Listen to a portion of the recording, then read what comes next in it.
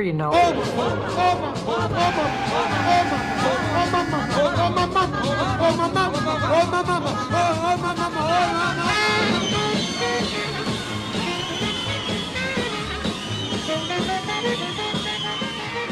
Who could resist? Anywhere else in the country, I was a bookie, a gambler, always looking over my shoulder, hassled by cops day and night. But here, I'm Mr. Rothstein. I'm not only legitimate, but running a casino. And that's like selling people dreams for cash. I hired an old casino pal, Billy Sherbert, as my manager, and I went to work.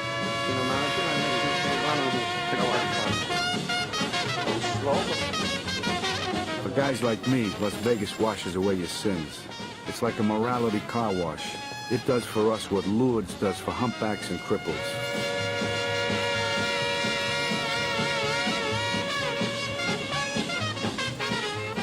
And along with making us legit, comes cash. Tons of it. I mean, what do you think we're doing out here in the middle of the desert? It's all this money. This is the end result of all the bright lights and the comp trips, of all the champagne and free hotel suites, and all the broads and all the booze. It's all been arranged just for us to get your money. That's the truth about Las Vegas. We're the only winners. The players don't stand a chance. And their cash flows from the tables to our boxes, through the cage, and into the most sacred room in the casino.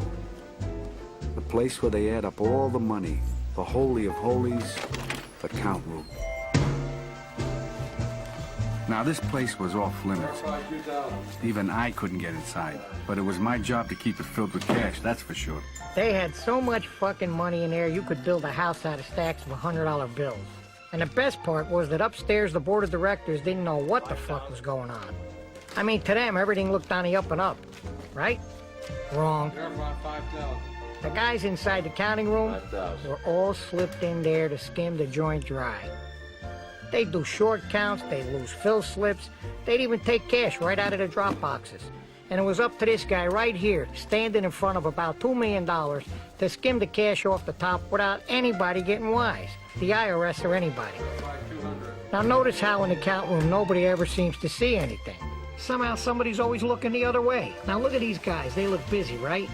They're counting money. Who wants to bother them? I mean, God forbid they should make a mistake or forget to steal. Meanwhile, you're in and you're out. Past the jagoff guard who gets an extra C note a week just to watch the door. I mean, it's routine. Business as usual. In, out, hello, goodbye, and that's all there is to it. Just another fat fuck walking out of the casino with a suitcase.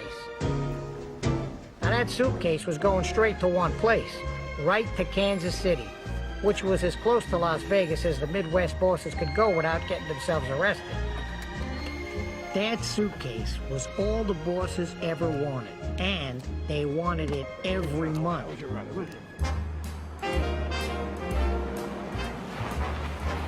Now this old Mormon fuck here, he had to fly in with suitcases once a month, nice and easy.